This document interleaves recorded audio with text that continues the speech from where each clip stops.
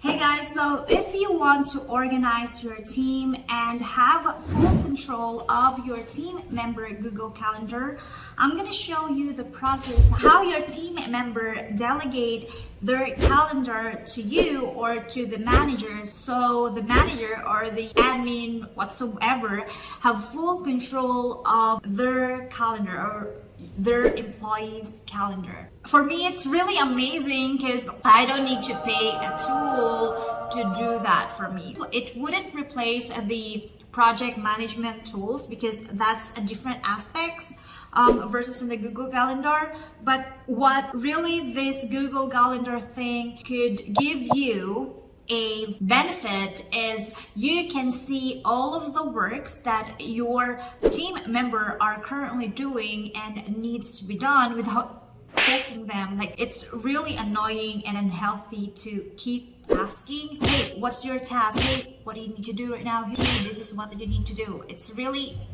unorganized. So instead of doing that, you can just put everything on their Google Calendar, and once they finish it, they can confirm it via email. So I'll show you how that works. Without further ado, let's begin now. 1, 2. So let's start first on sharing our calendar to a different calendar account or to different Gmail account. Okay, first is you need to go to calendar.google.com and then /calendar. Okay, so you will be redirected to your calendar dashboard. So let's say you have a task for today. So I'm going to move it there. And then let's pretend here like create YouTube videos. And then in the labeling part, I will just keep the notification turned off. Let me just turn that off. Okay. I don't want to add any notification for my events. And then for the calendar, I'm going to label that one Carlo. So this would be the label. So what my goal right now is I want to access all of the calendars related to Carlo label. So I want to access it in different email address, because this one, I'm going to give this email address to my brother, because this one I'm gonna give this email address to Carlo, so he can put all of her tasks in this calendar, and then I can just modify it or adjust the schedule if necessary. Okay, so let's say he has a task called create YouTube videos, and he put that on the Carlo label, and then she can also change the coloring if like whichever color he preferred. And for the notification, I just want to keep it disabled because I want to serve the events as a I want to use event as a task instead of a task, because I want to access everything that he have on the Carlo label. Okay, so we do that, so we're already good in that. Then click the add calendar or add event. So what I normally do when I have a calendar, let's say I've set a task which is 6:15 p.m. to 8:30. In order for me to make productive, I use a alarm clock into my computer. I think it is default on your computer as well, so just look for the word calendar. I believe all of the computers has calendar, or I mean clock, I think.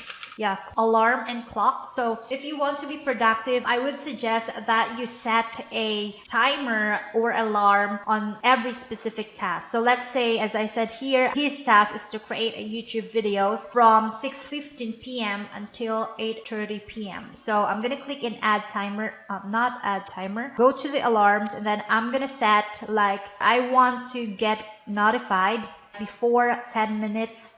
Like if it's already 8:20 p.m. I want to get notified so I can proceed to other tasks, or probably I can take a break. So I also prefer to have like a break in the middle of the shift, like 2 tasks in here, and then there will be a 30 minutes break or 10-minute breaks to freshen up your mind. Anyway, so the tutorial will be about how you can share this one to your manager or to other Gmail accounts. So in order to do that, you click these 3 dots over here and go to the settings and sharing, and then on the top bottom part in here, you can see this part like share with specific person. So what I'm gonna do over here is click the add people, and then I will set like my personal email address, and then click the send. So basically what happens in here is I can see all of the events, or I can also do the admin or the superior access, which is make, change, and manage sharing. So I want to have a superior access of this calendar, so I can tweak some changes on his calendar. Let's say I want to add more tasks on his calendar. So yeah, creating or making your manager or your boss as an admin would be the best permission so far. Okay, so basically, so what will happen is I'm going to receive an email about the invite from this Gmail. So let's dive into my other Gmail account and then save this one. Okay, and let me refresh that.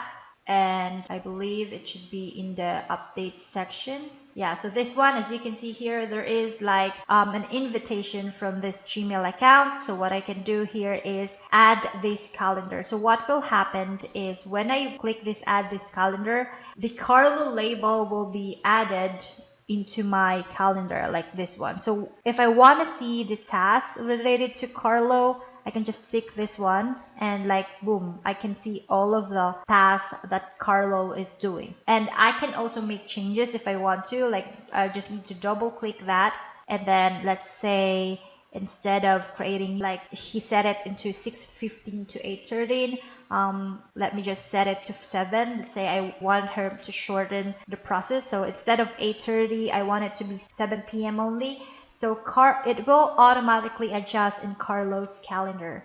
So yeah, so this is really a good feature in Google Calendar in order for you to get productive and set up a collaborative environment in your organization. Okay, so other thing also you can do aside from assigning your task or assigning your calendar to your manager is you can share your calendar into someone that doesn't have any Google account. So what you can do is click the three dots again, click the settings, and instead of going in here, like in this section, which is get shareable link, instead of using that one, just scroll down in here and use this public URL calendar. So if we copy this one and if we visit this site, you can see all of the tasks related to Carlo.